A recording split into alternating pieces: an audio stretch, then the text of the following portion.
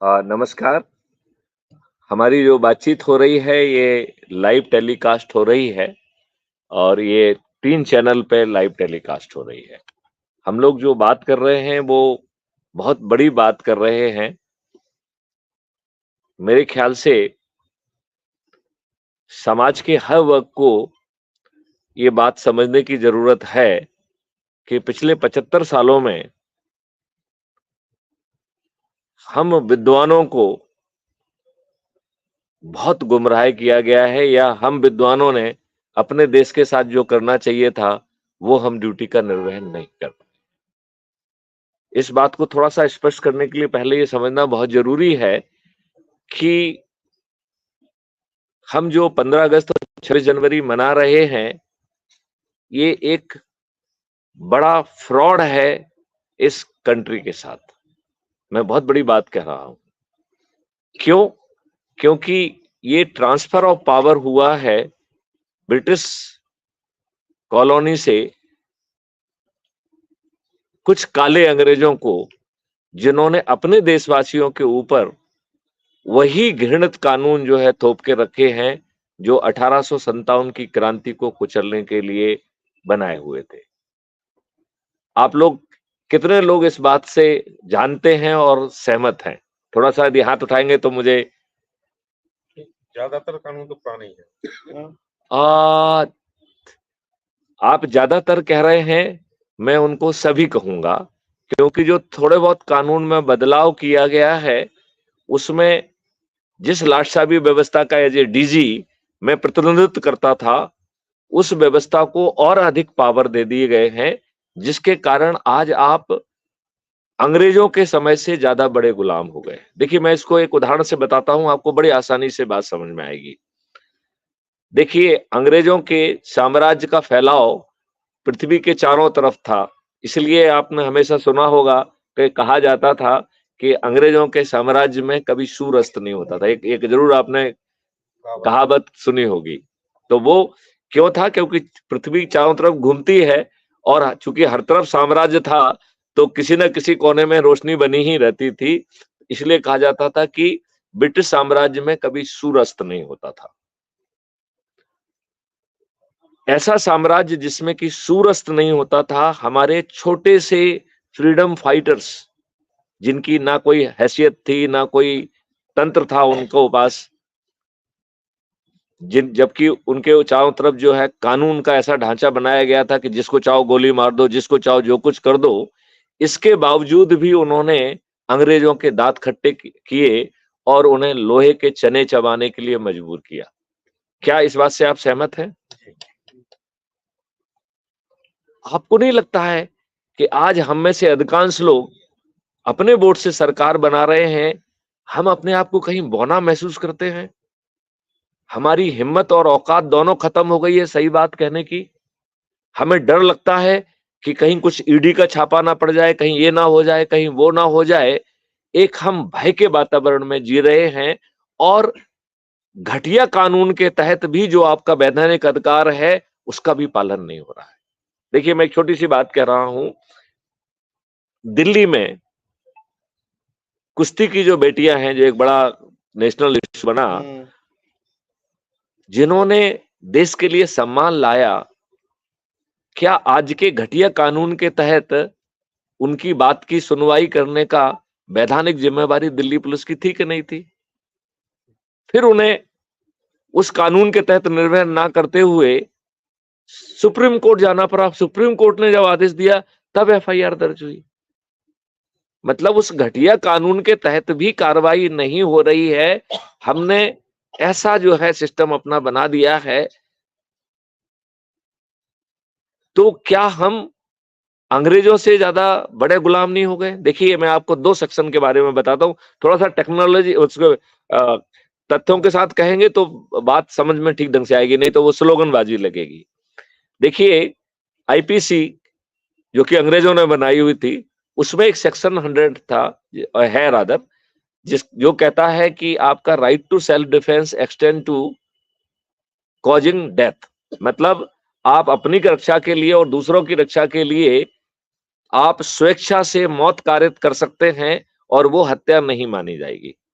और यही अधिकार जो है संपत्ति के केस में 103 आईपीसी में दिया गया है। 103 आईपीसी जो बॉडी के लिए कहती है 100 धारा, वही जो है वही सेक्शन जो है 103 कहता है संपत्ति के लिए। मतलब आपको अपने शरीर की रक्षा के लिए और संपत्ति की रक्षा के लिए अंग्रेजों के कानून में भी ये प्रावधान दिया गया था कि आपने कोई अपराध कमिट नहीं किया।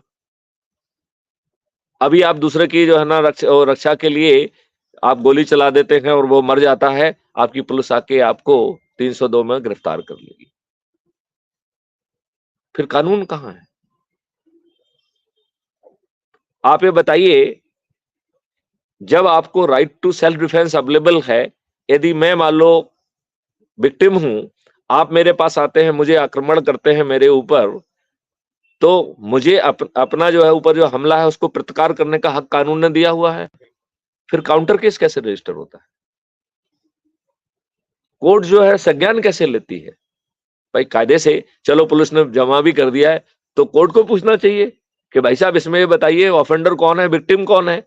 जो विक्टिम है उसे तो राइट टू सेल्फ डिफेंस जो है ना मौत कारित तक करने के लिए भी है, तो उसने यदि आपको थोड़ा बहुत मार भी दिया तो काउंटर केस कैसे हो गया? ये बड़ी कॉमन सेंस की बात है कि नहीं है? क्या आए दिन आपको जो है ना थाने से भगाया दिया जा रहा है और थाने से आपको जो है एक एप्लीकेशन ले ली जाती है जो कभी एफआईआर में कन्वर्ट नहीं होती है। देखिए मैं एक छोटा सा एक्शन बताता हूं। मतलब एक डॉक्टर साहब हमारे मित्र थे, उस समय आईफोन नया नया आया था, मैं कैसे इंडिया में ज्यादा लोगों के पास नहीं होगा, उन्होंने आईफोन खरीदा, दूसरे दिन वो चोरी हो गया। अब बड़े बेचारे बड़े परेशान थे, उन्होंने मुझे फोन लगाया, बोले भैया ऐसा ऐसा हो गया है। तो मैंने कहा कि मुझे डिटेल भेज दो और जाके कमला नगर थाना जो है वहां जाके उनका वो बनता था, मैंने कहा आप वहां पे रिपोर्ट कर दीजिए। हालांकि मैंने उनसे कहा कि मेरा नाम मत लेना, नॉर्मल कोर्स में जाना, रिपोर्ट तो उनको लिखना ही चाहिए। बड़े खुश हुए वो, उन्होंने कहा कि सर थानेदार साहब बड़े अच्छे थे, उन्होंने चाय वाय भी पिलाई, सब कुछ हुआ। तो मैं इस बात का अनुमान बड़ी आसानी से लगा सकता था कि उन्होंने जरूर मेरा नाम लिया होगा क्योंकि बिना नाम लिए तो थानेदार चाय तो नहीं पिलाएगा है। एनीवे, तो anyway as the good luck would have it, मैं उसमें डीजी रेलवे था और हमारी टीम ने उसे क्रैक कर लिया। दिल्ली से हमने अपराधी को माल सहित गिरफ्तार किया और हम उसको ले गए। हमने बड़ा जो है ना अपनी टीम को फीट वीट थपथपाया, इनाम इनाम दिया। 3 दिन बाद हमारे टीआई का फोन आता है कि सर थोड़ा सा मार्गदर्शन चाहिए। हमने क्या मार्गदर्शन चाहिए? कमला नगर थाने में जो है ना एफआईआर दर्ज है, हमने माल और अपराधी पकड़ लिया है, उसको दे दो, वो जो है ना उसको फॉर्मली रिकॉर्ड में लेके ठीक कर ले। बोले सर कमला नगर थाने में तो कोई ऑफेंस ही रजिस्टर्ड नहीं है। नाउ इमेजिन ए सिचुएशन, हम ऐसे ही व्यवस्था में रह रहे हैं। आप ये बताइए, हमारे जायज केसेस रजिस्टर्ड नहीं होते हैं और हम पर दबाव बनाने के लिए लोग बाग पैसा देकर या पॉलिटिकल दबाव बनाकर हमारे ऊपर फर्जी मुकदमे कायम करा रहे हैं। और विशेष तौर पर जो है बनिया कम्युनिटी के साथ और ज्यादा हो रहा है। वैसे तो यूनिफॉर्मली सभी कम्युनिटी के साथ हो रहा है, लेकिन मेरे ख्याल से बनिया कम्युनिटी उसमें ज्यादा पीड़ित है। आज आप ये बताइए, आप जो है मैक्सिमम टैक्स दे रहे हैं, आप मैक्सिमम जो है ना इंटेलेक्चुअली कंट्रीब्यूट कर रहे हैं, व्हाट इज अवर स्टेटस? आपके उमाशंकर जी जो बेचारे इतनी मेहनत के उन्होंने समाज को इकट्ठा किया, उनको टिकट भी नहीं दिया। सवाल उठता है कि 75 साल की इस जर्नी में हमारे साथ एक बार नहीं कई बार छलावा हुआ। देखो फॉर एग्जाम्पल, जब इस देश को बांटना स्वीकार कर लिया तो क्या ये अनुमान लगाना कठिन था कि ये देश बटेगा तो कत्लेआम होगा? क्या सोचना है आपका? था, उसका तो पहले इंडिकेशन था। हमारे पास 1946 में डायरेक्ट एक्शन डे का कोलकाता से लेके कई जगह पे बिल्कुल फर्स्ट हैंड एक्सपीरियंस था कि घटियापन होने वाला है। मुस्लिम लीग ने किया था डिक्लेयर। तो आप मुझे ये बताइए, यदि आप उस समय प्रधानमंत्री होते तो आपके जेहन में कुछ प्रश्न उठते कि नहीं उठते कि हमें क्या व्यवस्था करना चाहिए जिससे लोग जो है जब वहां पाकिस्तान से भारत आए और भारत के लोग पाकिस्तान आए, भारत वालों को तो पाकिस्तान जाने में कोई प्रॉब्लम हुई नहीं है, राइट? वो यहाँ पे संपत्ति बेच सके, वो बल्कि उन्होंने एक भाई यहाँ चला गया, एक भाई वहां रह गया, तो यहाँ पूरी संपत्ति दूसरे भाई के पास चली गई और वहां पे जाके उन्होंने दूसरी जमीन पे कब्जा किया। तो क्या ऐसे प्रोटोकॉल नहीं बनना चाहिए थे कि लोग बाग सुकून से, भाई देश का विभाजन हुआ, वैधानिक विभाजन हुआ, तो वो पाकिस्तान में अपनी संपत्ति बेच के यहाँ पे आराम से आए? ऐसा होना चाहिए था कि नहीं होना चाहिए था? ऐसा कोई चिंतन या सोच किया गया?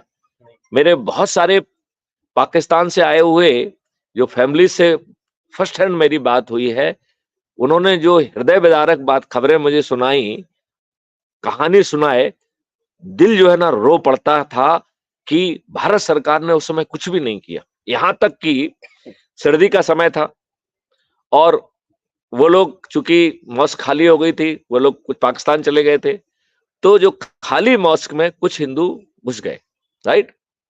उसके लिए माननीय महात्मा गांधी जी ने जो अनशन रखा कि इनको मस्जिद से बाहर निकालो, हमारे मुस्लिम भाई वापस आएंगे। आप अपनी मर्जी से, अपने निर्णय के हिसाब से हिंदुस्तान की जगह आपने पाकिस्तान को प्रेफर किया। जब ये दो देश में बट गया तो फिर जो है आपको कम से कम वो संपत्ति तो जो लोग आए थे उनको देना चाहिए थी। देना चाहिए थी कि नहीं देना चाहिए थी? एक के बाद नहीं, ऐसी ऐसे सीरीज घटनाएं हैं। आप ये बताइए, हमारे संविधान ने हर भारतीय नागरिक को बराबर पैदा किया कि नहीं किया? आपको ये फंडामेंटल राइट दिया कि nobody can be discriminated on the basis of the caste, creed, sex, race और रिलीजन। ये भाई यही है आपका फंडामेंटल राइट। फिर वक्फ बोर्ड एक्ट जो है, जो कि it is a discrimination on the basis of the religion, कैसे बन गया? कैसे आपका जो है मंडल कमीशन आया? Is it not a discrimination on the basis of caste? कितने बच्चों ने आत्मदाह कर लिया? हमारे दुष्ट राजनेताओं का दिल ही नहीं पसीजा। और हम जैसे विद्वानों ने एक बड़ा अच्छा वो निकाल दिया वर्ड, साहब it is A favourable action, right? उसको फेवरेबल की जगह वो वर्ड यूज करते हैं अफर्मेटिव एक्शन। मैंने उनसे कहा बिल्कुल झूठ, बिल्कुल अफर्मेटिव एक्शन नहीं है, ये डिस्क्रिमिनेटिव एक्शन है। अफर्मेटिव एक्शन होता है कि आप लोगों को समृद्धि दे दें, आप लोगों को मेरिट दें, ये अफर्मेटिव एक्शन होता है। आप जो इस तरीके से डिस्क्रिमिनेशन कर रहे हैं, इट इज शुद्ध डिस्क्रिमिनेशन। लेकिन आपकी बात कहीं रुकी नहीं। अब आप देखिए 1991 में नरसिम्हा राव जी की कॉलिशन गवर्नमेंट थी, राइट? कॉलिशन गवर्नमेंट मतलब बैसाखी की गवर्नमेंट जो दूसरों के सहारे हो। उसने एक घटिया एक्ट बनाया जो कि मात्र 8 सेक्शन का एक्ट है, 1.5 पेज का एक्ट है, जिसका सेक्शन 4 कहता है कि पहली बात उसमें 3 सिद्धांत दिए गए। पहला सिद्धांत दिया गया कि जो स्थिति 15 अगस्त 1947 को है वैसी ही रहेगी। दूसरा उन्होंने सिद्धांत दिया कि जितने भी केसेस किसी भी कोर्ट में चल रहे हैं वो इसी सिद्धांत के तहत क्लोज कर दिए जाएं। उसमें केवल एक ही एक्सेप्शन था, बाबरी मस्जिद। और तीसरा डायरेक्शन दिया जो कि सेक्शन 4 में दिया कि no court shall take cognizance, मतलब कोर्ट जो है आपकी पिटीशन से को भी इंटरटेन नहीं करेगी। मतलब आपको न्याय की भीख मांगने का हक भी छुड़ा लिया। मेरे ख्याल से यहाँ पे एडवोकेट्स वगैरह हैं, कुछ एडवोकेट्स हैं, मुझे ऐसा याद आ रहा है। हाँ, तो आप मुझे बताइए, क्या भारतीय संविधान के तहत taking recourse to justice can it be denied? मेरे मत में वर्शिप प्लेसेस एक्ट एक एंटी कॉन्स्टिट्यूशनल एक्ट है, जिसमें आम भारतीय से न्याय की भीख मांगने का भी हक छुड़ा लिया। और आपने क्या आर्बिट्री डेट दी? आप ये बताइए, आताताई और आक्रमणकारी भारत में आए और उन्होंने हत्याएं की, बलात्कार किए और हमारी महिलाओं को 2-2 दीनारों में बेचा और केवल बेचा ही नहीं, उसके स्तूप भी लगाए जो आज भी विद्यमान है। और उन्होंने अपने क्रूड पावर को दिखाने के लिए मंदिरों को, जो कि उस समय के वास्तुकला के उत्कृष्ट उदाहरण थे, उन्हें तोड़ा और वहां उसकी डेवरीज पे जो है घटिया जो है ना खंडहर खड़े कर दिए, बेकार के स्ट्रक्चर खड़ा कर दिए। ये सब काम अंग्रेजों के आने के पहले हुए? बात हो नहीं नहीं, सब अंग्रेजों के पहले हुए। कुछ बात नहीं। अंग्रेजों के समय में नहीं हुआ ऐसा। अंग्रेजों के समय, काल में हुआ। मुगलों के काल में हुआ, बल्कि मुगल काल स्थापित होने के पहले ही हुआ। हाँ, तो अंग्रेजों के समय पे मौपला कांड हुआ, जिसके लिए गांधी जी जिम्मेवार है, और उसमें एक भी अपराध रजिस्टर नहीं हुआ, एक भी न्याय नहीं मिला। एनीवे, उस डायमेंशन में नहीं जाएंगे। मैं बिल्कुल छोटी सी बात ये कहना चाहता हूं कि आपको, इस देश के नागरिकों को, क्या गुलामों वाले से नियम कानून के अलावा और बेहतर कानून की नहीं मिलना चाहिए था कि नहीं मिलना चाहिए था? यदि आप प्रधानमंत्री होते तो क्या अपने देशवासियों पे गुलामों के नियम कानून थोपते? देखिए, मैं पुलिस वाला हूं, राइट? हमारी सिखलाई में है कि भैया 107-16 कर दो और बार बार पेशी लगाओ। क्यों? क्योंकि सोच और चिंतन था रगड़ा देना। जो व्यवस्था रगड़ा देने के हिसाब से बनाई गई है, उसमें आपको न्याय कैसे मिल सकता है? यही कारण है कि 30-40 साल के बीत जाने के बावजूद भी आपकी संपत्ति बिक जाती है, आप जो है ना, आपको न्याय नहीं मिलता है। इज इट ट्रू और नॉट? अब थोड़ी सी डेमोक्रेसी की बात कर लेते हैं। पार्टी सिस्टम जो है, ये हमारे संविधान में पार्टी शब्द का उपयोग ही नहीं हुआ है। तो पार्टी शब्द कहां से आया है? एक पीपुल्स रिप्रेजेंटेटिव एक्ट है 50 एंड 51। ये जो है उसमें जो है ना किया गया, एंड इट इज क्रिएशन और रिकॉग्निशन और रजिस्ट्रेशन, तो it is A just executive order of the election commission.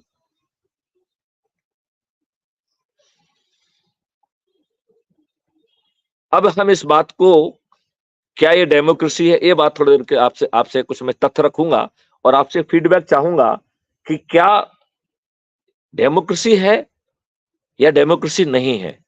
तो मैं इसको 3 भागों में बांटूंगा।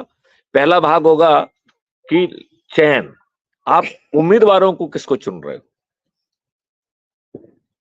तो आप देखेंगे कि ये अनपढ़, गवार, बाहुबली, दुष्चरित्र और अपराधियों को और धन पशुओं को ही, मैं धनुबली कहने में भी अब थोड़ा सा लज्जा महसूस करता हूं। मुझे वो ज्यादा जो है लगते हैं कि वो धन पशु उनके लिए सही वर्ड है। धन पशुओं ने और धन बलुओं ने और जो है ना बल पशुओं ने हम लोगों की जिंदगी खराब करके रखी है। एक दहशत का माहौल है, लोग बाग जेल में रह के चुनाव जीतते। एक छोटी सी बात मैं बताना चाहता हूं, वकील साहब को तो खैर मालूम होगी। पिछले 8 सालों में 3 PIL सुप्रीम कोर्ट में लगाई गई, और उसका मजनून मैं छोटा बताता हूं। वो मजनून ये था कि जब इस देश में चपरासी जैसे छोटी पोस्ट के लिए आपको साक्षर होना चाहिए, साक्षरित होना चाहिए, आपका सिलेक्शन हो जाए चपरासी के पद पे, और पुलिस यदि नेगेटिव रिपोर्ट दे देगी तो समझ लीजिए आपको अपॉइंटमेंट लेटर तो नहीं मिलेगा। यही स्थिति का नहीं है। आपका आपस में कुछ लड़ाई झगड़ा हो जाए और आपस में आप समझौता कर लें, आपको मालूम है ये जो समझौता है, it is treated as a conviction. तो आप समझौता कर लेंगे तो वो कहते हैं कि it is not acquittal, it is conviction. तो भी आपको जो ना वो नहीं मिलेगा। फिर जो है कानून बनाने वाले और अब हमारे भाग्य निर्माता बन बैठे इन अपराधियों को अलग से सिस्टम क्यों है। तो हमारे कुछ विद्वान लोग कहते हैं, अच्छा इस पे पहले सुप्रीम कोर्ट ने क्या कहा। तो मैं, बड़ी अच्छी बात है कि तीनों केसेस में सुप्रीम कोर्ट ने उसे ग्राह्य किया। तीनों केस में जो है पॉजिटिव डेवलपमेंट दिया, तीनों केस में। मतलब उन्होंने कहा कि हम सहमत करते हैं PIL कर्ता से कि ये गलत है, इसको जो है केवल एक लाइन के अमेंडमेंट से ठीक किया जा सकता है कि जिसका आपराधिक रिकॉर्ड है उसे टिकट की पात्रता नहीं होगी। एक छोटा सा एक लाइन लिख दिया जाए, सब समस्या की बात खत्म, सब भाषण की बात खत्म। ये 3 बार सुप्रीम कोर्ट के कहने के बाद इन नेताओं का दिल नहीं पसीजा, इन्होंने जो है उसका अमेंडमेंट तो नहीं किया। ग्राउंड पे क्या किया वो मैं 1 मिनट में आपको समझाता हूं। आज जो हमारा पार्लियामेंट जो अभी चल रहा है, जो कि 2019 में गठित हुआ है और 2024 तक चलेगा, अगले साल तक चलेगा। जब हम चुनाव लड़ते हैं तो हमें कुछ एफिडेविट देना होते हैं, उसमें एक एफिडेविट आपराधिक रिकॉर्ड का होता है। तो जो आपराधिक रिकॉर्ड का एफिडेविट है, हालांकि उसके बारे में भी एक PIL लगी है कि ये एफिडेविट गलत है, राइट?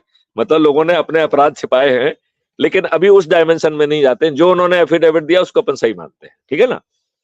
उस एफिडेविट के हिसाब से 44% मेंबर ऑफ पार्लियामेंट आपराधिक रिकॉर्ड के हैं और 29% मतलब ऑलमोस्ट 30% उनके विरुद्ध जघन्य अपराध है, हत्या, डकैती, लूट, किडनैपिंग, रेप, ब्रिजभूषण जैसे घटिया लोग।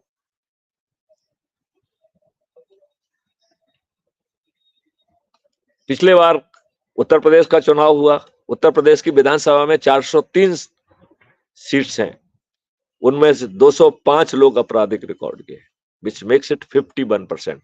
मतलब 44 से आपने 51% पे यात्रा कर, राइट? इस वर्ष चुनाव हुए हैं कर्नाटका के, अभी बाकी चुनाव तो हो रहे हैं। कर्नाटका के चुनाव हुए हैं 10 मार्च को, 10 मई को, सॉरी 10 मई को। तो 10 मई को जो चुनाव हुए हैं उसमें 55% मेंबर ऑफ लेजिस्लेटिव असेंबली आपराधिक रिकॉर्ड के हैं। तो 44, 51, 55, मेरे ख्याल से अब शायद हम 60-8 तक तो पहुंच ही जाएंगे। क्या ये आपके प्रति दुष्टता नहीं है? पहले तो अब कानून में अमेंडमेंट होना चाहिए था। यदि आपने नहीं किया तो भैया पार्टी लेवल पे डिसीजन ले लेते कि हम अपराधियों को टिकट नहीं देंगे। तो आप सुप्रीम कोर्ट के आदेश के बावजूद भी सही व्यक्ति को नहीं चुन रहे हो, राइट? नंबर 1। अब हम मान लें कि स्थिति क्या है चुनाव की, तो प्रिंट मीडिया पे कब्जा, इलेक्ट्रॉनिक मीडिया पे कब्जा, सोशल मीडिया भी नहीं बचा है। बोले क्यों नहीं बचा है?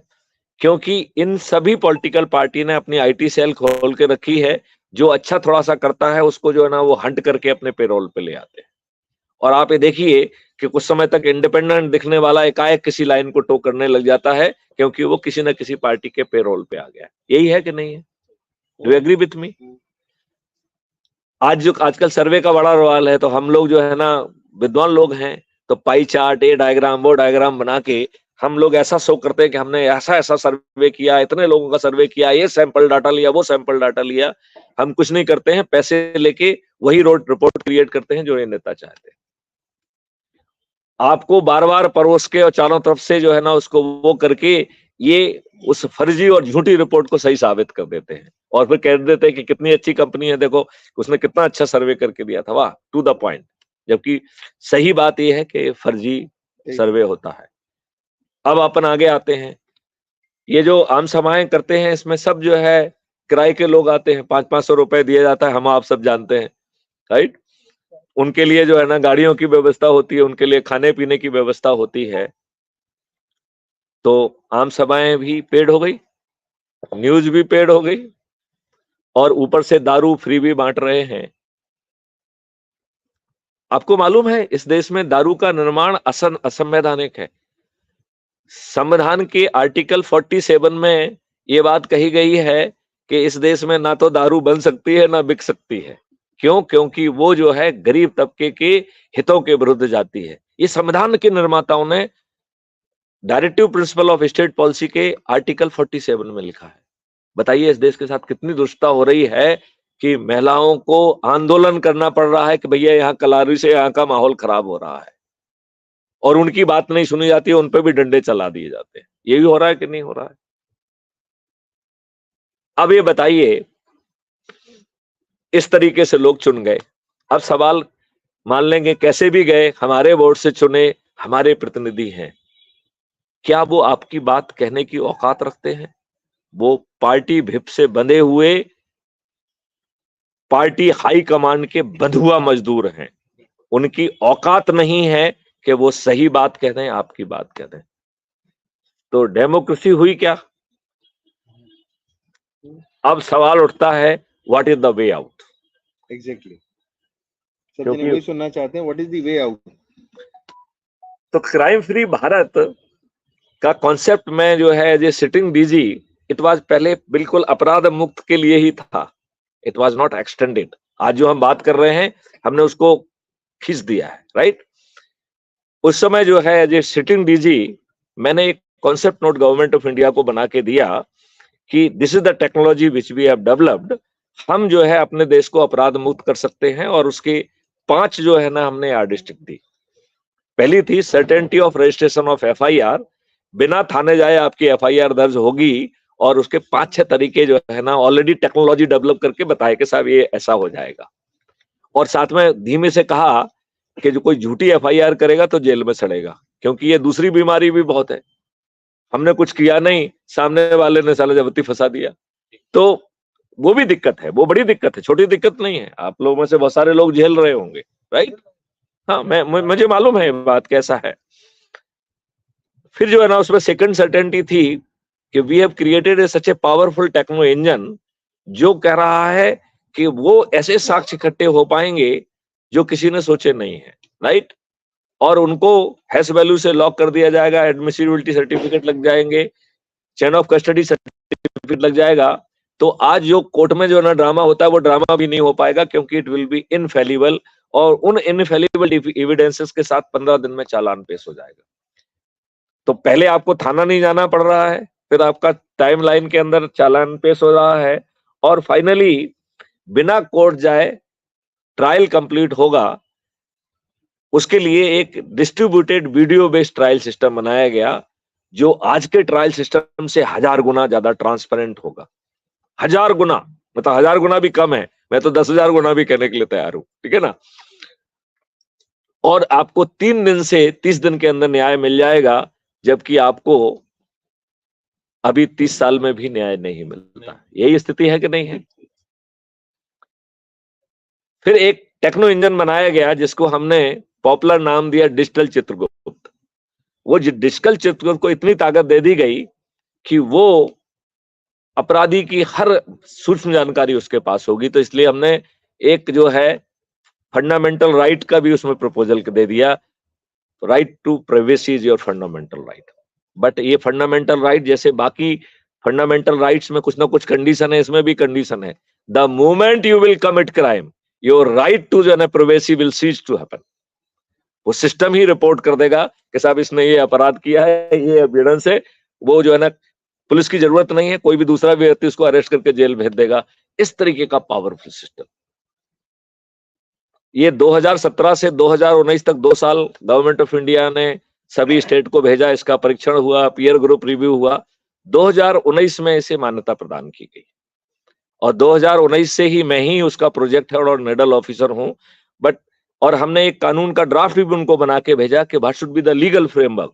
तो 30 सितंबर 2020 को वो कानून का ड्राफ्ट बिहार सरकार को भेजा है, जो उनको विचाराधीन है अभी, क्योंकि सब चीज विचाराधीन चल रही है, खत्म कोई चीज नहीं हुई है। बट आई रियलाइज इन 2021 कि जिस देश में राजनेता अपराधियों को ही प्रेफर करते हैं, वो इस देश में कभी भी अपराध मुक्त भारत नहीं आने देंगे। तब हमने एक एनजीओ भी बनाया, क्योंकि ये national police mission for crime free Bharat है, वो क्राइम फ्री भारत मिशन है एनजीओ। तो अब क्राइम फ्री भारत की 2 एंटिटी हो गई है। एक हो गया है नेशनल पुलिस मिशन, जो कि गवर्नमेंट ऑफ इंडिया का है, जिसका प्रोजेक्ट हेड मैं हूं, और दूसरा हो गया क्राइम फ्री भारत मिशन, जो कि एनजीओ है, जिसका मैं राष्ट्रीय अध्यक्ष हूं, राइट? तो दो एंटिटी हो गई, 2 कैपेसिटी हो गई। इसमें अब इसको विस्तारित करके 21 लक्ष्यों में बांट दिया गया, जिसमें आपको गुलामों के नियम कानून में आमूल चूल परिवर्तन, कॉग्निजेबल, नॉन कॉग्निजेबल और सिविल ऑफेंस का डिफरेंस खत्म हो जाएगा। आपकी प्रशासकीय व्यवस्था पारदर्शी, अकाउंटेबल और संवेदनशील होगी। हम जैसे ऊंचे पदों पर बैठे हुए लोग यदि सही समय पर सही निर्णय नहीं लेंगे तो लाखों का जो है विधिक कंपनसेशन देने का प्रावधान होगा। संभवतः हम में से अधिकांश लोगों की वो औकात ही नहीं रहेगी, तो वो सही समय पर सही निर्णय लेंगे। अभी तो वो अपने आप को लाट साहब कहते हैं, वो कुछ भी उल्टा सीधा करते हैं, उनकी कोई अकाउंटेबिलिटी नहीं। तो जिस व्यवस्था को और जिस संस्था को हम रिप्रेजेंट करते हैं, हम लोग ज्यादा बड़े लाट साहब हो गए हैं और आप लोग ज्यादा बड़े गुलाम हो गए हैं। इस भाषा में, इतनी खरी खरी भाषा में कहने वाला आपको व्यक्ति नहीं मिलेगा। क्राइम फ्री भारत ने ही एक और इसी का एक्सटेंडेड मॉडल बनाया है, जिसके तहत शासकीय सेवा से गुलामी दूर हो जाएगी। शासकीय सेवकों की जो है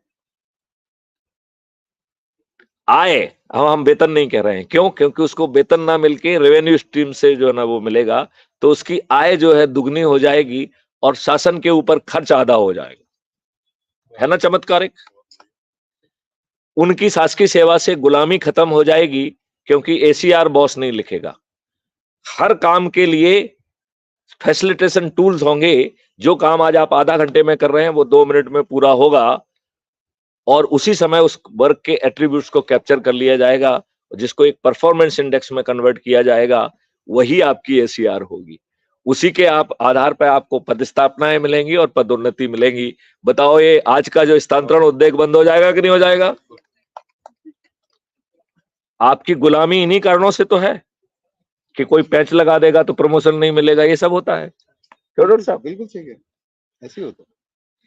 तो बहुत अद्भुत चीज आपने जो शिक्षा व्यवस्था है, वो लॉर्ड मैकाले की देन है। जरा उसका जो है ना, एक उन्होंने जो रिपोर्ट पेश की थी, उस रिपोर्ट का जो है फॉरवर्डिंग नोट था, जो कि 2 फरवरी 1835 में पेश की गई थी।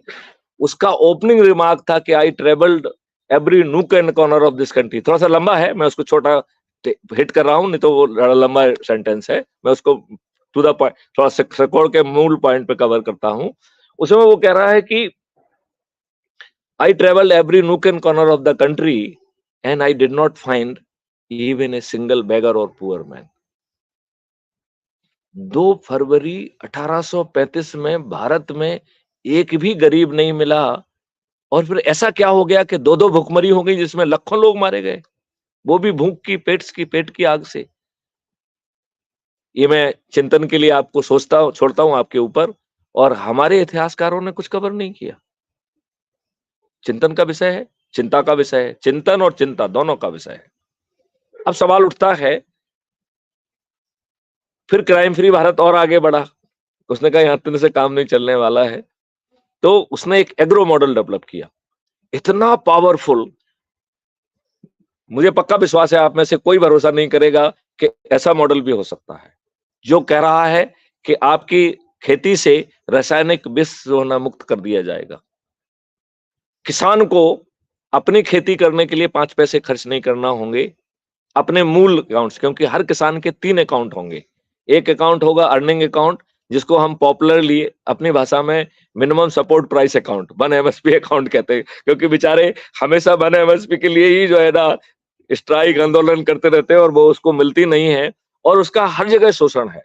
मेरे ख्याल से आप लोगों को भी एहसास जरूर होगा, कुछ लोग शायद उससे व्यवसाय से कनेक्टेड भी होंगे। मंडी में क्या हाल हो रहा है उनका। मुझे एक किसान ने सुनाया कि साहब मैं मंडी में लेके गया, मैं अपने बच्चों को लेके गया कि साला जो है ना उनको हम्बालों को कौन पैसा देगा। तो मैंने कहा भैया हम लोग बच्चे लेके आए, हम उतार लेंगे अपना सामान। उसने कहा भाई साहब चाहे खुद उतारो, हमें तो आपको देना ही पड़ेगा। तुम खूब उतार लो, लेकिन पैसा हमें तो हमारा परसेंटेज देना ही पड़ेगा। हम कैसी दुनिया में जी रहे हैं, जहां पे जो है ना मंडी में खरीदी होती है, वो कहता है कि साहब कुछ कचरा मिला के ले आओ, हमें इतना परसेंटेज चाहिए। किसान को कितना कर्ज लेना पड़ रहा है, और काय के लिए? वो भी विष के लिए, केमिकल फर्टिलाइजर, केमिकल पेस्टिसाइड्स।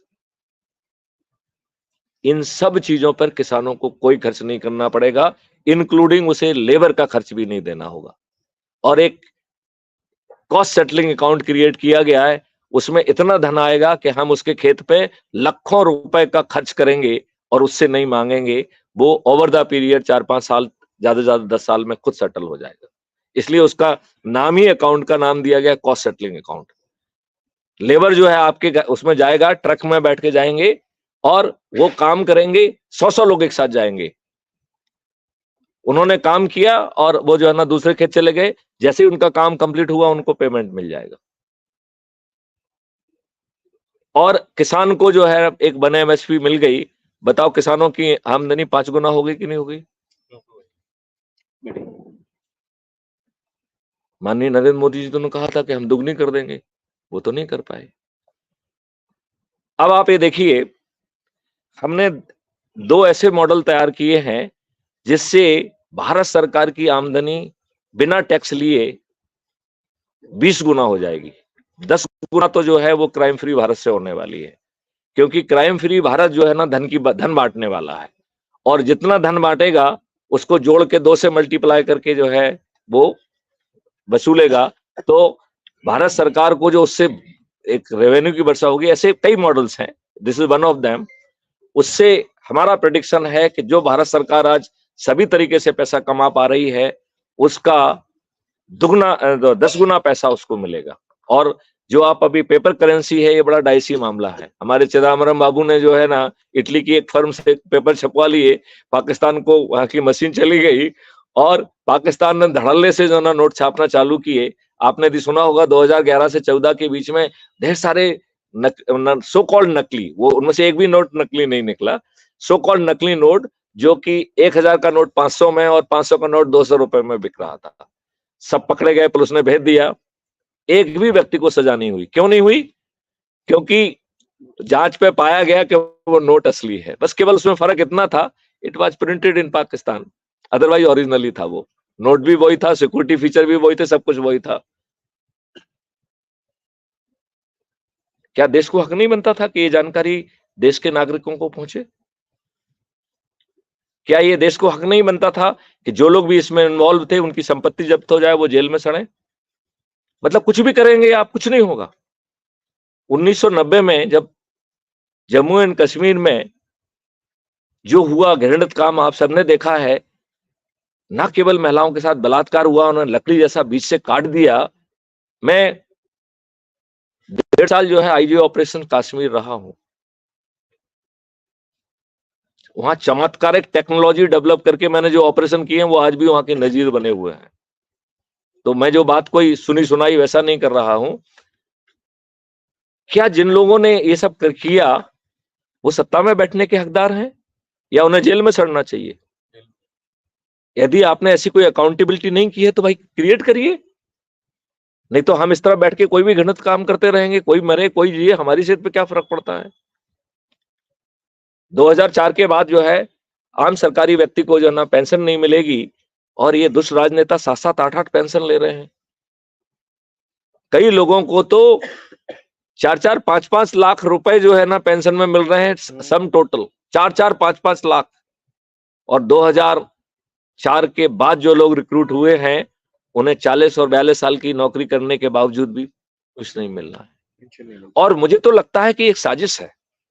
ये साजिश किसके खिलाफ है? मैथिली शरण गुप्त जैसे लोगों के खिलाफ। अच्छा, ये तो साला यार बहुत बेकार आदमी है, ये तो जो है ना इसको कोई चिंता ही नहीं रहती है, तो उसको जो है यदि पेंशन नहीं मिलेगी तो वो डे 1 से चिंता करेगा कि कुछ कुछ घपले कर लो यार, रिटायरमेंट के बाद कैसे जिएंगे। तो क्या वो अनसर्टेनिटी पैदा करने की साजिश है? ये क्या है? तो क्राइम फ्री भारत ने ऐसे ढेर सारे मॉडल, 21 मॉडल पैदा किए हुए हैं जिसकी टेक्नोलॉजी भी डेवलप की हुई है। अब सवाल उठता है कि ये जमीन पे कैसे उतरे। तो ये बात क्लियर हो गई कि राजनेता तो नहीं करेंगे, तो भाई साहब हम और आप क्यों ना करते हैं? तो इसके लिए हम एक कॉन्सेप्ट लेके आए, 9 दिन में चमत्कार हो जाएगा। 9 दिन में चमत्कार। आप लोग तैयार हो? पहले सुनने के लिए और फिर पार्टनरशिप के लिए। देखिए, देश के लिए, वाह, ये सभी को बांट दो। तो आप लोग इसके लिए तैयार हैं? बढ़िया। ये सब सुनना चाहते हैं, जानना चाहते हैं कि वो चमत्कार होगा कैसे? अरे इतनी आसानी से होगा, वही मैं बताता हूं आपको। तो क्राइम फ्री भारत ने कहा कि भाई साहब आपको ये चमत्कार कैसे करना है, तो ईश्वरी प्रेरणा से वो मॉडल आया। वो मॉडल क्या कह रहा है कि भारत की स्थिति में जैसे आप लोग बैठे हैं तो पहले क्वेश्चन ये पूछना है, क्या पूछना है कि भाई साहब आप अंधभक्त और दल गुलाम तो नहीं है? यदि आप अंधभक्त और दल गुलाम हैं तो अपना समय भी खराब मत करिए और मेरा समय भी मत खराब करिए। क्या मैं आपसे प्रार्थना कर सकता हूं कि आप इस स्थान को छोड़ देंगे तो अच्छा रहेगा? राइट? क्यों? क्योंकि वो इतने दुष्ट होंगे कि बिना किसी कारण के वो आपसे लड़ जाएंगे, तो हमें क्यों लड़ना उनसे? हमें नहीं लड़ना, ठीक है ना?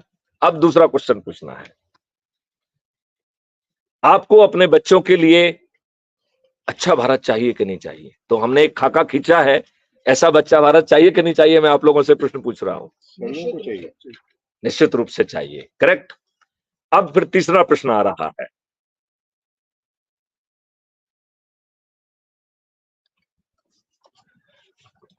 अब जो बहुत तीसरा महत्वपूर्ण प्रश्न आ रहा है, वो पूछ रहा है कि भाई साहब आप डरे हुए सताए हुए तो नहीं हैं? तो यदि आप डरे हुए और सताए हुए हैं तो आप हमारे सदस्य हैं। क्राइम फ्री भारत का सदस्य सरदार भगत सिंह नहीं है जो फांसी पे फंदे पे चढ़ गया। अपराध मुक्त भारत का सदस्य जो है वो चंद्रशेखर आजाद नहीं है जो अपनी कनपट्टी पे गोली मार लेता है। क्राइम फ्री भारत का सदस्य कहता है मैं भारत माता की शपथ लेता हूं, मैं डरा हुआ हूं, सताया हुआ हूं, घबराया हुआ हूं, उत्पीड़ित हूं, अपमानित हूं, आज की व्यवस्था से दुखी हूं, मेरा सोच चिंतन और पारिवारिक परिस्थितियां मुझे पर्दे के आगे आने की इजाजत नहीं देती हैं, लिहाजा मैं पर्दे के पीछे रहूंगा। फिर वो कह रहा है कि मैं पर्दे के पीछे रह के सदस्य शपथ को पूरा करूंगा। तो सदस्य शपथ क्या है कि मैं स्वयं को क्राइम फ्री भारत से जोड़ूंगा। इसके लिए एक ऐप है, मैं आप लोगों को अभी थोड़ी देर कुछ प्रार्थनाएं करूंगा, फिर उसके बाद उसको करूंगा। तो उसको क्या करना है, वो एक शपथ ले रहा है और उस शपथ का उसको, वो शपथ बहुत ज्यादा शपथ है, उसकी जरूरत ही नहीं है, वो भी 2 मिनट में मैं समझा दूंगा कि उस शपथ का 1/10 से भी काम बन रहा है।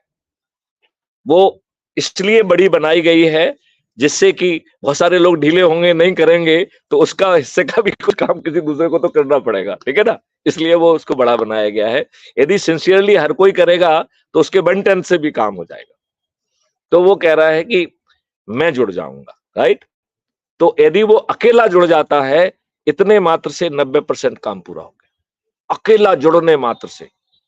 क्या इतने बड़े लक्ष्य के लिए खुद को जोड़ना कठिन है? नहीं है। फिर वो कह रहा है कि यदि आप 10 लोगों को जोड़ लेते हैं तो 99% काम हो गया, और यदि आप 80 लोगों को जोड़ लेते हैं तो 100% काम हो गया।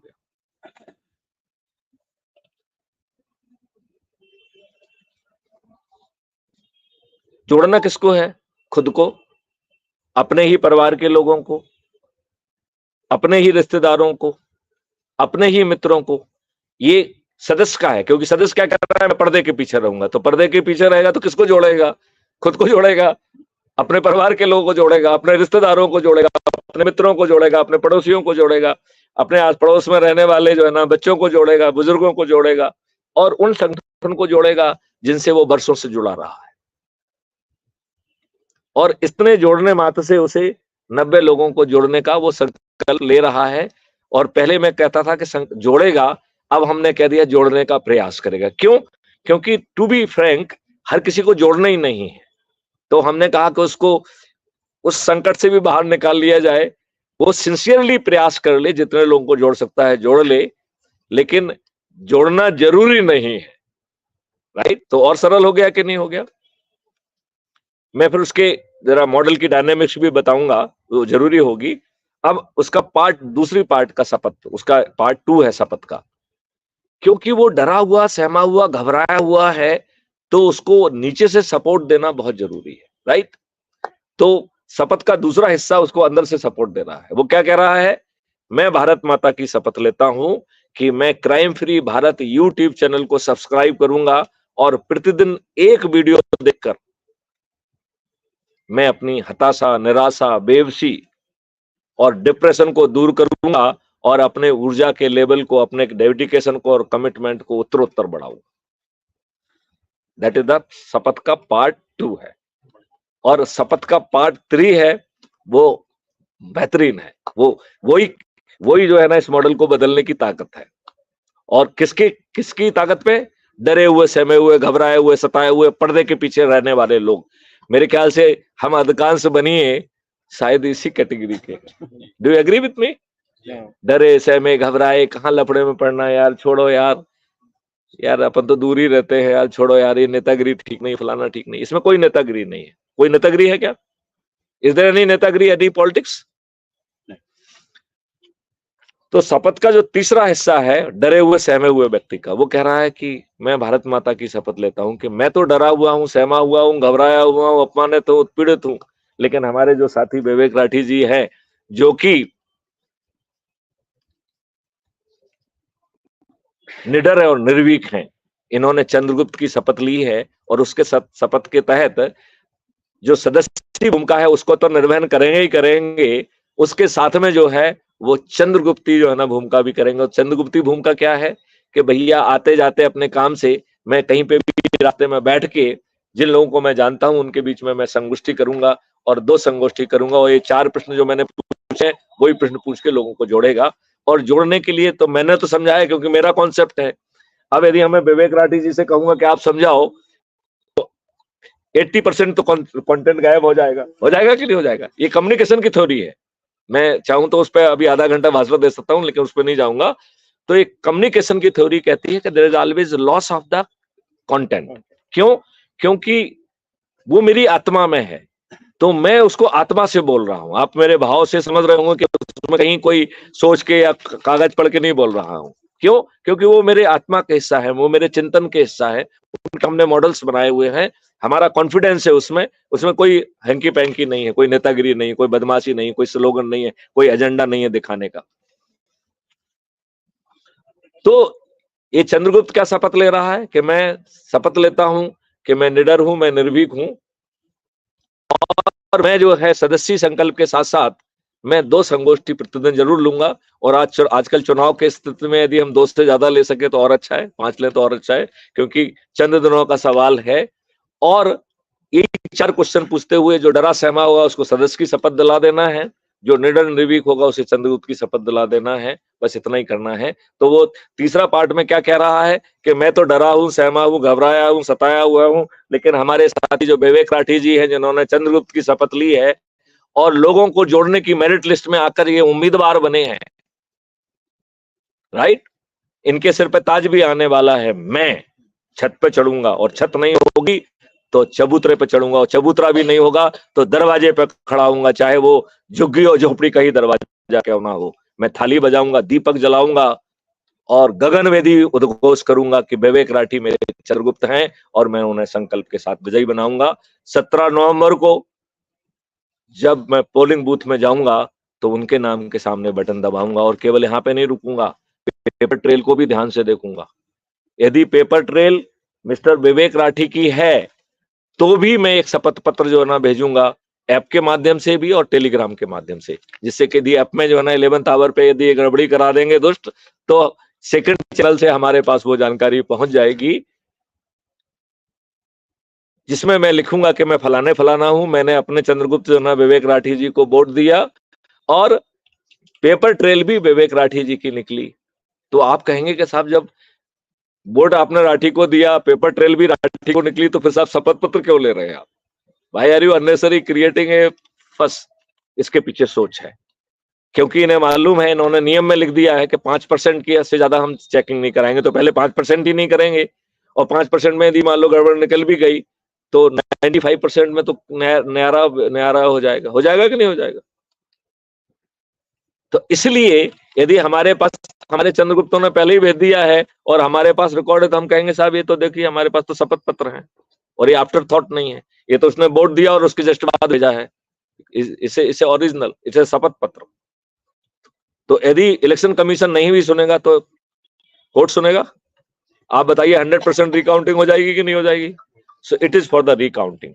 अब एक दूसरी स्थिति है, दूसरी स्थिति क्या है कि हमने बटन दबाया और उसमें से निकल आया कमल का फूल या पंजा, राइट। अभी पंजा निकलने की संभावना तो कम ही है, निकलेगा तो फूल भी निकलेगा।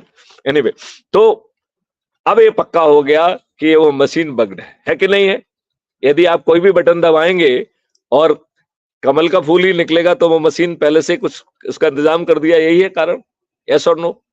तो अब वो शपथ देगा उस पोलिंग अधिकारी को। वैसे हमें उस पोलिंग अधिकारी पे कोई भरोसा नहीं है, क्योंकि 1952 में भी रिगिंग हुई है, आप सब लोगों की जानकारी में है।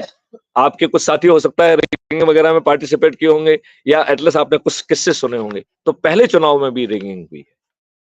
अभी भी कितने सारे केस होते हैं कि आप जाते हैं, आपका कोई दूसरा वोट डाल देता है। अरे भाई साहब, जब सबके आइडेंटिटी कार्ड है, आप चेक करने के बाद ही अंदर घुसने दे रहे हैं, तो कोई दूसरा कैसे वोट डाल रहा है? एक सीसीटीवी भी लगा दीजिए, हाउ इट हैपेंड। लेकिन वो इच्छा शक्ति तो है नहीं, क्योंकि वो तो सत्ता में बैठे लोग करा रहे हैं। बात आप समझ रहे हैं कि नहीं समझ रहे हैं? तो इस जो एफिडेविट के बाद वो जो है पोलिंग बूथ उसको देगा, और उसी को स्कैन करके ऐप में भी देगा और टेलीग्राम ऐप से भी मुझे भेज देगा। अब हमारा जहां पे भी एक हमारे पास आया, हमारा वकील जो है ना पहुंच जाएगा कोर्ट में, राइट, कि हुजूर ये मशीन बग्ड है, देखिए साहब ये शपथ पत्र। कोर्ट कहेगा कि नहीं, हाँ ये तब तक 5 और आ गए, फिर 10 और आ गए, 15 और आ गए। 1 घंटे में 2 घंटे में कभी ना कभी तो कोर्ट पसीज जाएगी कि हाँ ये मैं कन्विंस हूं ये मशीन इसको जब्त किया जाए, जिन्होंने गड़बड़ी करी है उनको जेल भेजा जाए। ये होगा कि नहीं होगा? मतलब हमने जो है ना बदलाव की अकेली व्यवस्था नहीं की, बल्कि गड़बड़ियों के भी रास्ते जो है ना किए। यदि आप हमारे पुराने भाषण सुनेंगे तो हमने उसमें कहा था कि we are bringing a software. वो सॉफ्टवेयर आ गया है, C vigil is the same software, जिसमें मैंने कहा था कि दारू बांटे, पैसा बांटे, उसको वो करो और हमको भेज दो, हम इन सबको जेल में डालने की व्यवस्था करेंगे। तो अभी भी हम आपसे कहते हैं कि आप लोगों ने यदि सी विजिल ऐप को डाउनलोड नहीं किया है, वो इलेक्शन कमीशन ने वो किया है, उसको जरूर डाउनलोड करिए and remain vigilant, capture it. और मैं तो कहूंगा कि एक बार आप उसको उस पर भेज दीजिए, और दूसरा टेलीग्राम ऐप यदि आप यूज नहीं करते हैं तो उसे डाउनलोड करिए और उसको हमें भेज दीजिए। हम ऐसे लोगों को ऑर्डिनेंस निकाल के जेल भेजेंगे, जिससे कि वो लोग जो आप में फेथ रख रहे हैं उनके हाथ पैर ना तोड़ पाए। नहीं तो इतने गुंडे हैं, ये गोली चला देंगे, ये हत्याएं कर देंगे, ये हड्डियां तोड़ देंगे। बेचारा वो आदमी किस पे भरोसा करे? डू यू एग्री विथ मी?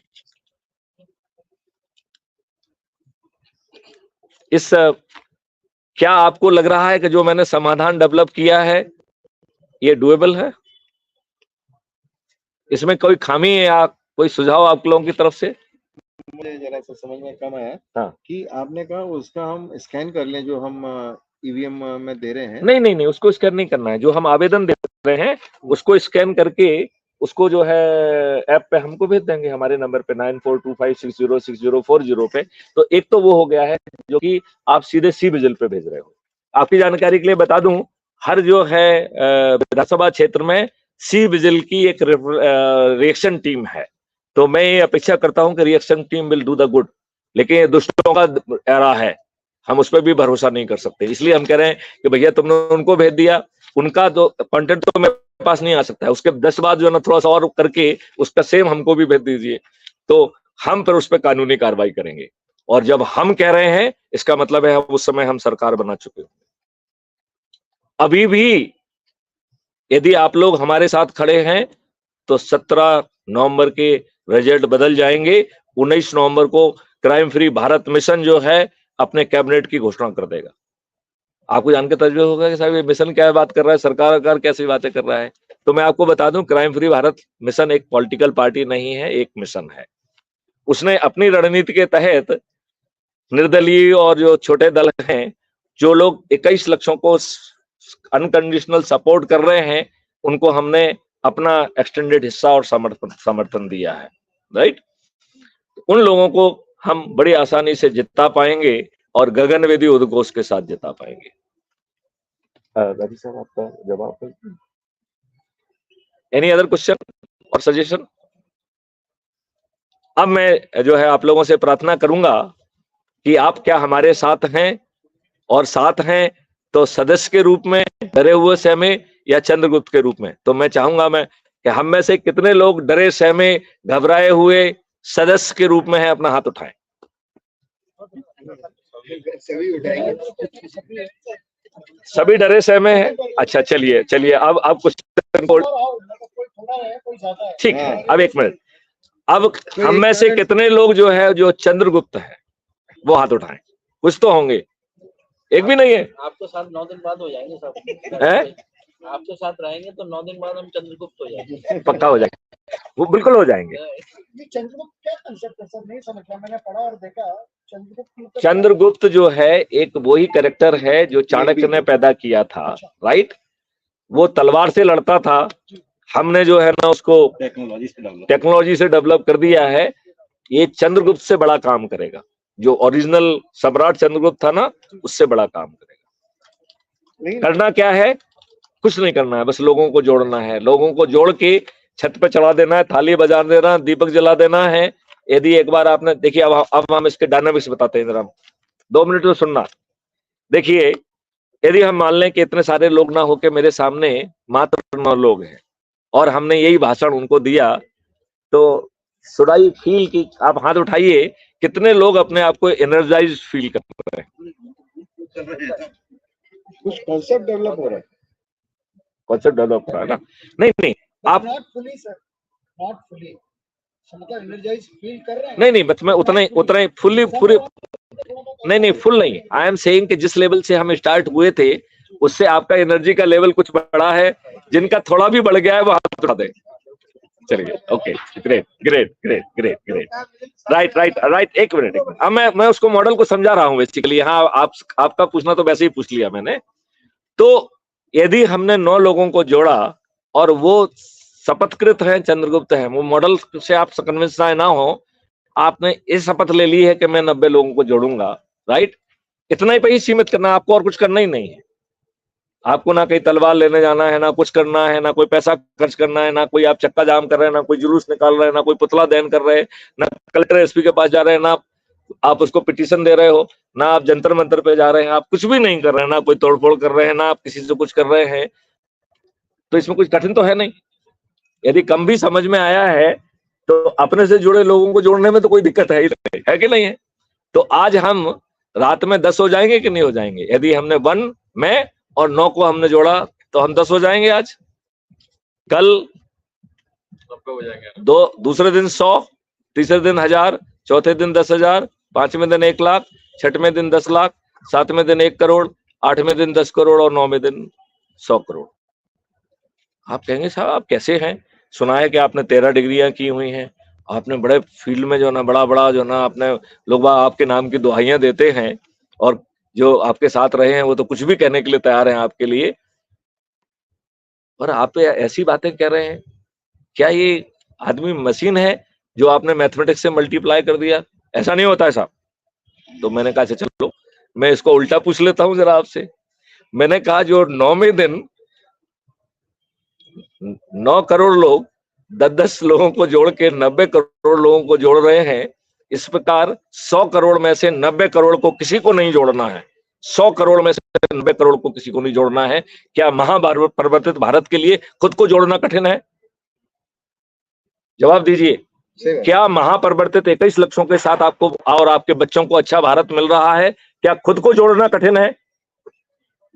तो 90% लोगों को सिर्फ खुद को जोड़ लेंगे, 90% खुद को जोड़ लेंगे तो आपका जो है ये अभियान सफल हो गया।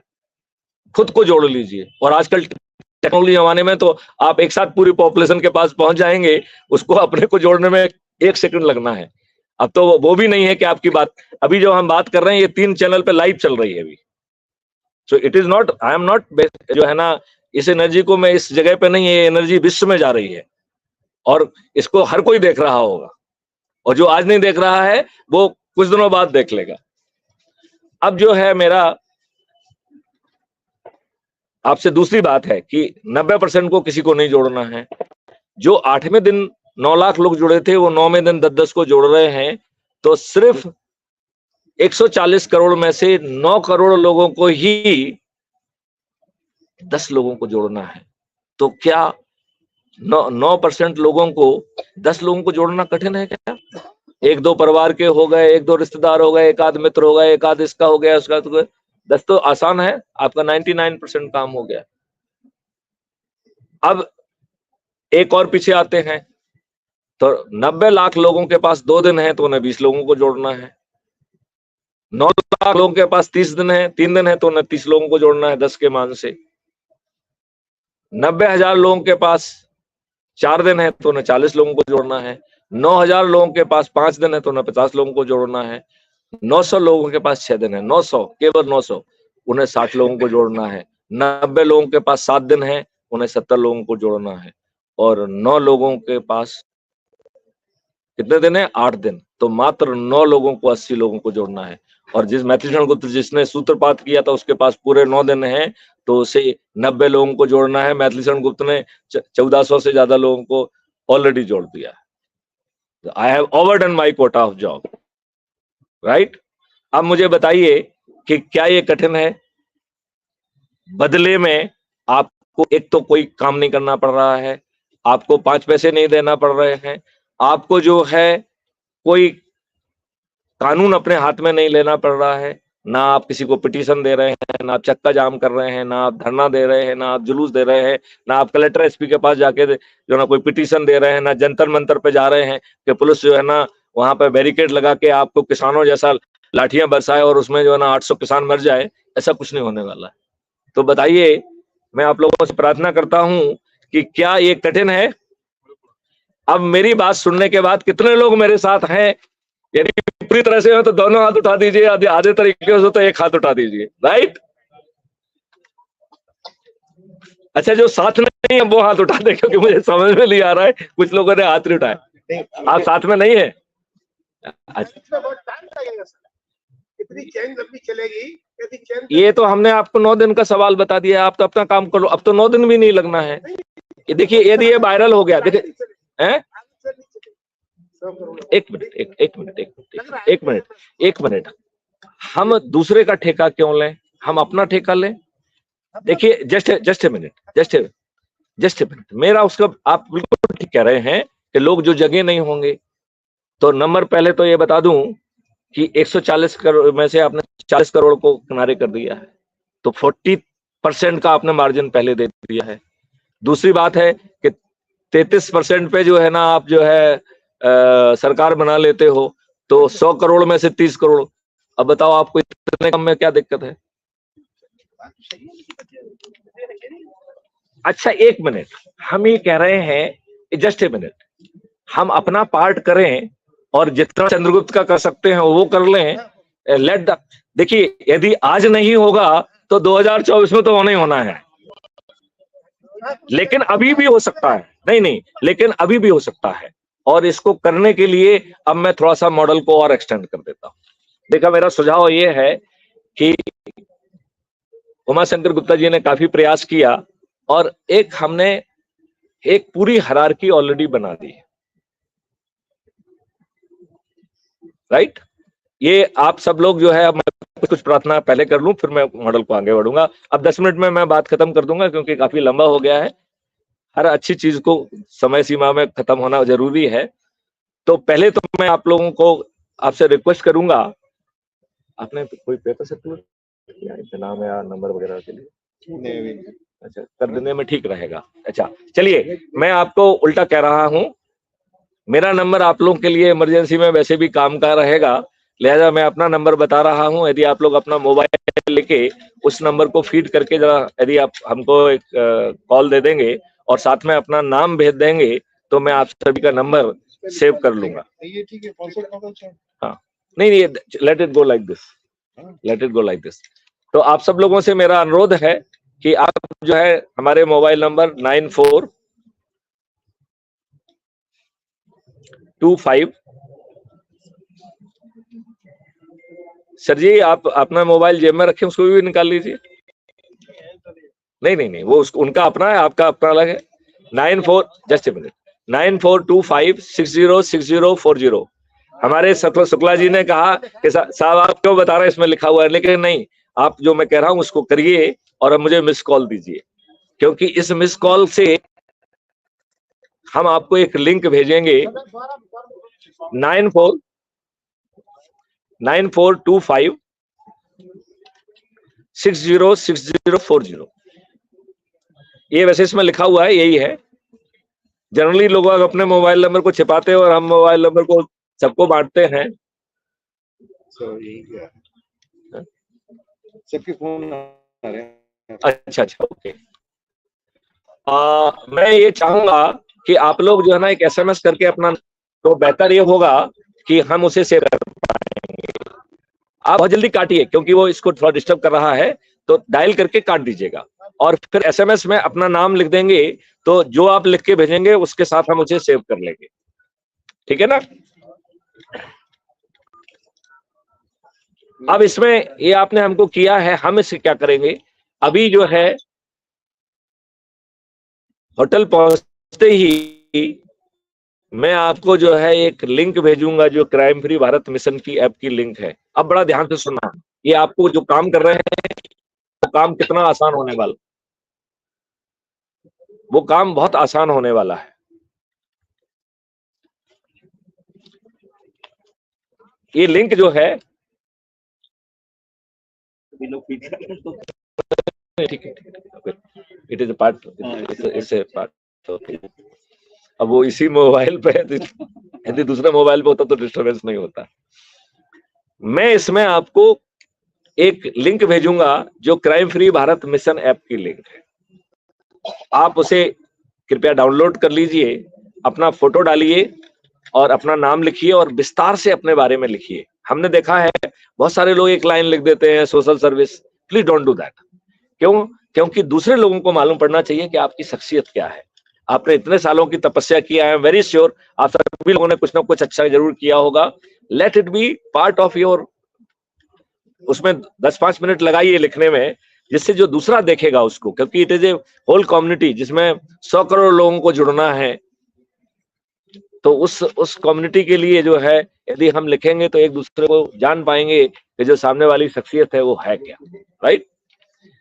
अब उसके बाद जैसे ही आप उसमें एरिया पिन कोड डालेंगे और सबमिट करेंगे, आप क्राइम फ्री भारत के सदस्य बन गए हैं। क्राइम फ्री भारत का वो ऐप जो है,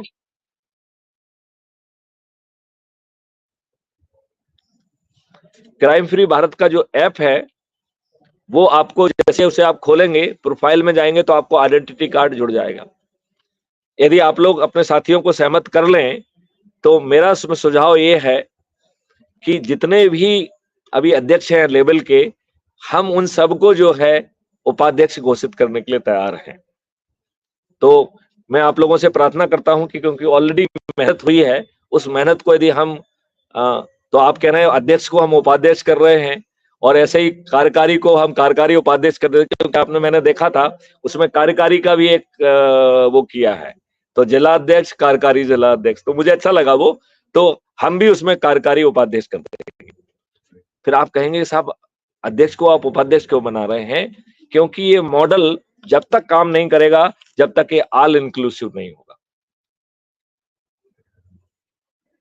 विशेष तौर पर जो बनिया कम्युनिटी है वो सभी कम्युनिटी से जुड़ी हुई कम्युनिटी है अपने व्यवसाय के कारण, उसकी मदद भी करती है, उसके दुख सुख में उनके पास भी जाती है, लिहाजा we are the best place person. तो हमें क्या करना है कि एक तो हम बन गए उपाध्यक्ष, जो ऑलरेडी है उनको एज इट इज कर दिया जाए, यदि सभी एग्री करते हैं तो बस उनको सहमति भेजना है, और जैसे ही आप कहेंगे तो मैं जो है ना जैसे ही उसमें डालूंगा ये सब लोग जो है उनको उनके आइडेंटिटी कार्ड में वो आ जाएगा, राइट। तो आइडेंटिटी कार्ड में जो उपाध्यक्ष हैं, कहाँ के हैं, ब्लॉक लेवल के हैं, वो सब आ जाएगा। और बाद में उनका एक अलग से भी identity card, QR code based identity card जारी करेंगे, लेकिन वो बाद में जारी करेंगे। अभी अपन को फोकस करना है, अभी विशेष तौर पे up to the 17th of November it is a very critical period, we can not waste even a single day, right. तो आपको जो है यदि आप ये कर लिया तो आपको एक उपाध्यक्ष मिल गया है। हर लेवल पे हमें 5 उपाध्यक्ष बनाना है, क्योंकि ये ऑल इंक्लूसिव मॉडल है। चूंकि ये कह रहा है कि किसानों की आमदनी 5 गुना बढ़ेगी, तो किसानों को एक को जोड़ लीजिए, ठीक है ना। दूसरा जो है ये कह रहा है कि सबसे गरीब मजदूर झुग्गी झोपड़ी में रहने वाला व्यक्ति, उसकी आमदनी जो है वो 10 गुना बढ़ेगी। और ऐसा परिवार जो आज के मुंह पर खाना नहीं खा पा रहा है, उसको पहले साल जो है 10,000 रुपए की गारंटेड रहेगी रोजगार, जिसमें उसको हुनर भी सिखाया जाएगा, मशीन भी दी जाएगी, जाने आने का साधन भी दिया जाएगा। और हमें उसके ऊपर एहसान नहीं कर रहे हैं, क्योंकि हमें वो 140 करोड़ हाथ भी कम कर पड़ने वाले हैं, मुझे मालूम है, आई नो। तो मुझे जो है ना उसमें कोई दिक्कत नहीं है, राइट। और 2 साल के अंदर या 3 साल के अंदर वो 10,000 से बढ़ा के 25,000 कर दिया जाएगा। और पहले हम परिवार के एक व्यक्ति की बात कर रहे हैं, फिर हम परिवार के 4 व्यक्ति की बात कर रहे हैं। तो जिस व्यक्ति के पास आज खाने के लिए नहीं है, जिसके पास शिक्षा भी नहीं है, हुनर भी नहीं है, उसको प्रायोगिक शिक्षा भी दे दी जाएगी, हुनर भी दे दिया जाएगा, टूल्स भी दे दिए जाएंगे, आवागमन के साधन भी दे दिए जाएंगे, उसको थोड़ा सा आचार व्यवहार कल्चर भी सिखा दिया जाएगा। और कोई भी चीज मुफ्त में नहीं मिलेगी, नो फ्रीबी, राइट। और उसकी जो है ना 2029 तक इनकम जो है 25 मल्टीप्लाई बाय 4 1 लाख हो गई। और उसको पूरे इकोसिस्टम में 50% रिबेट का प्रावधान दिया है, तो उसकी क्रय शक्ति 2 लाख हो गई कि नहीं हो गई। आज व्यक्ति जो खाने के लिए मोहताज है, यदि उसके पास 2 लाख होगा तो उसे पीएम आवास गृह की जरूरत होगी क्या? वो डिजाइनर हाउस में रह पाएगा, उसके बच्चे अच्छा खाना खा पाएंगे, दूध पी पाएंगे। और आज जो है जब सबको दूध नहीं मिल रहा है, आपको मालूम है कितना दूध हम पैदा कर रहे हैं प्रतिदिन? 16 करोड़ लीटर।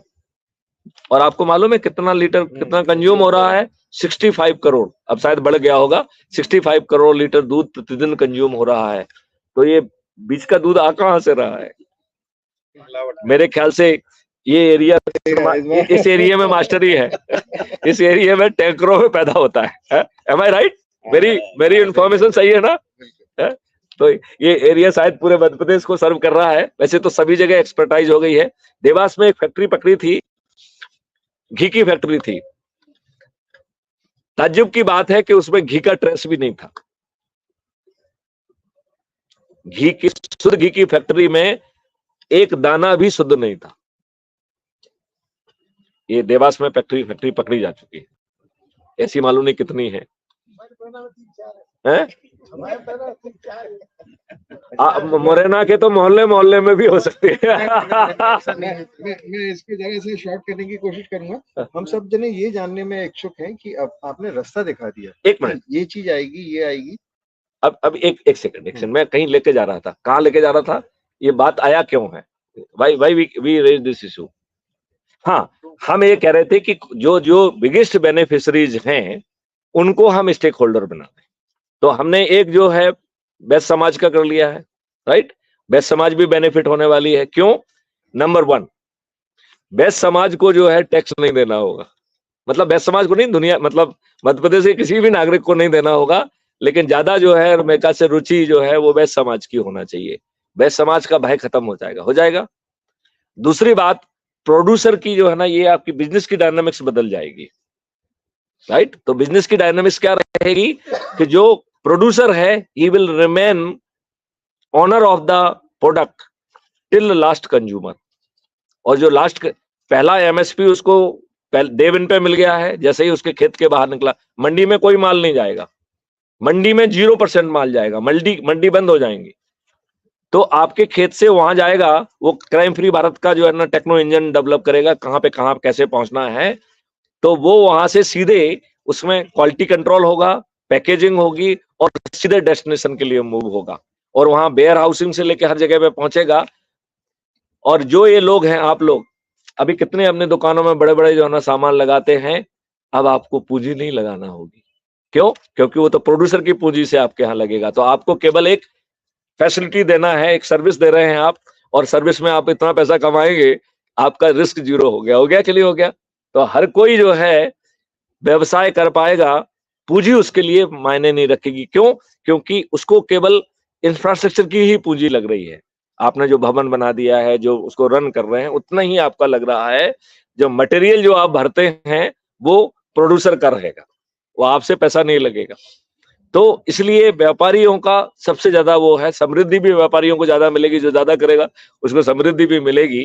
और व्यापारी जो है वो चूंकि बेनिफिटेड होने वाले हैं, और चूंकि हम उस कम्युनिटी से भी बिलोंग करते हैं, इसलिए मेरा सोचना था कि हमारा चूंकि इंफ्रास्ट्रक्चर ऑलरेडी बना हुआ है तो एक हम उससे ले लें, राइट। दूसरा बड़ा बेनिफिट किसानों को मिल रहा है तो दूसरा उसका ले लें। तीसरा जो है, जो गरीब नारायण हैं, चाहे वो मजदूर हों चाहे वो हों, वो सब जो है उनको भी बेनिफिट मिल रहा है। 2 लाख रुपए पर परिवार कमाएंगे, जो कि एक ड्रीम है, जो लोगों को सहसा विश्वास नहीं हो सकता है कि ऐसा भी हो सकता है। डू यू फील कि एक आम आदमी एकदम विश्वास कर लेगा? मुझे तो नहीं लगता है कि कोई विश्वास करेगा। तो एक बड़ी चीज है, एक बहुत बड़ा मॉडल है ये, जिसके नट एंड बोल्ट्स डेवलप्ड है, टेक्नोलॉजी भी डेवलप्ड है।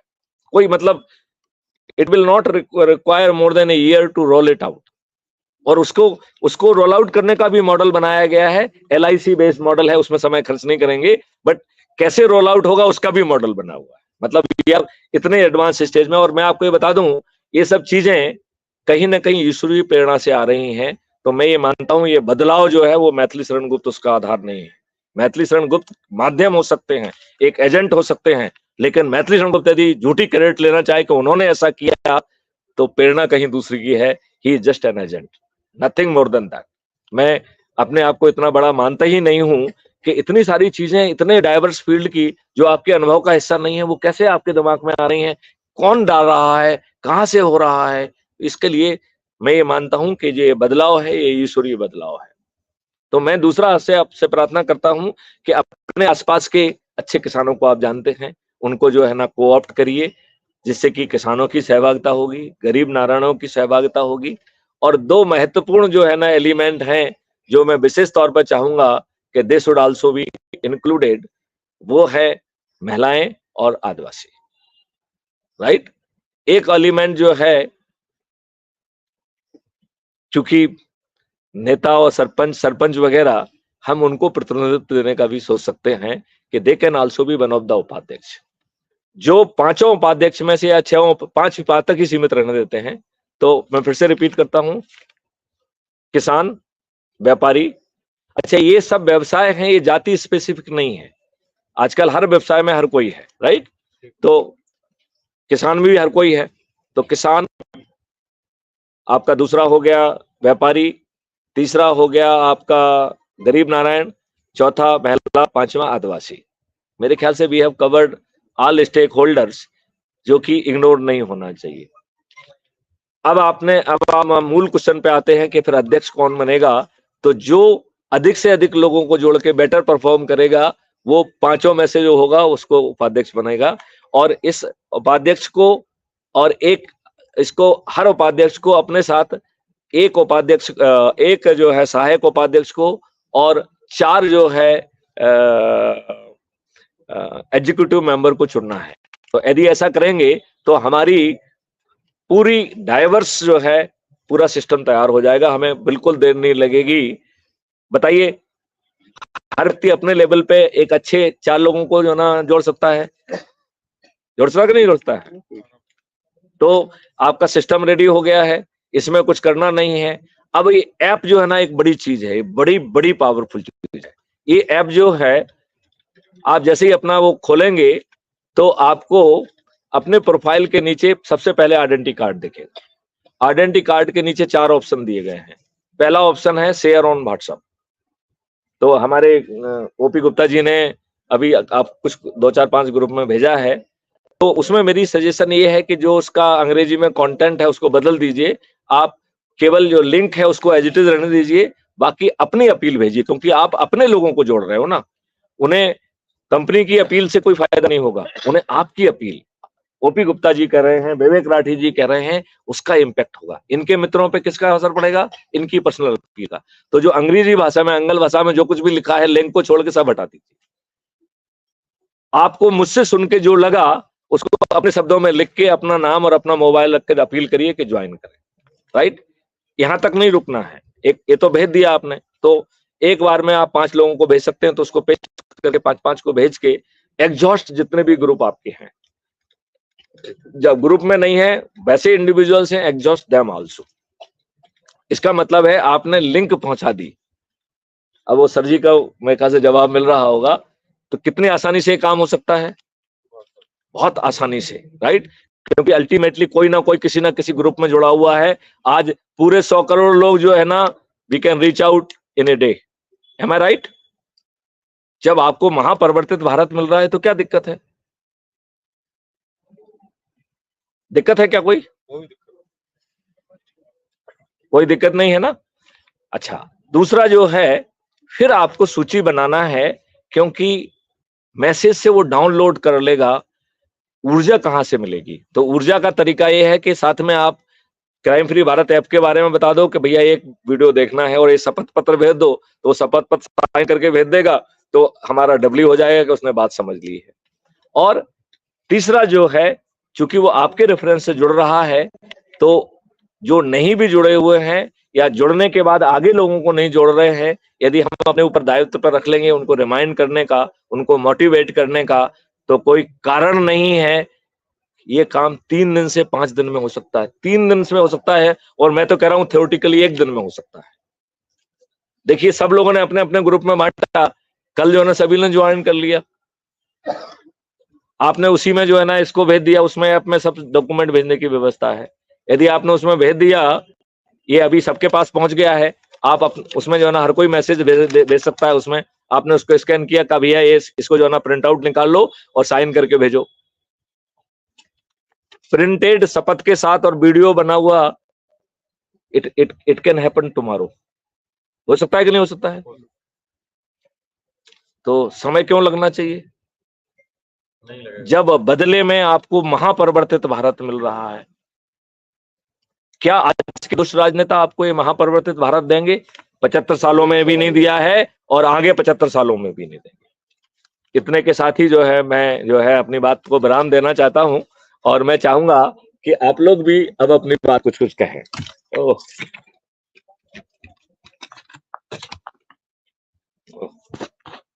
कहां चला गया?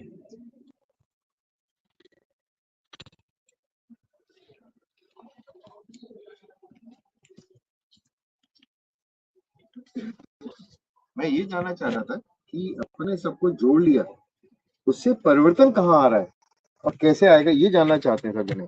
एक मिनट, मैं क्या वो भी चल ही रहा है या क्या चक्कर है? एक सेकंड। या that will be good if it is doable.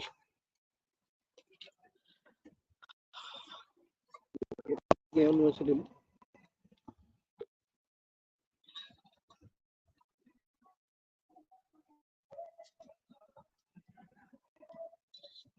मेरा setting है, उधर इसको करने के मूड में हूं। एक सेकंड, एक सेकंड। सेटिंग,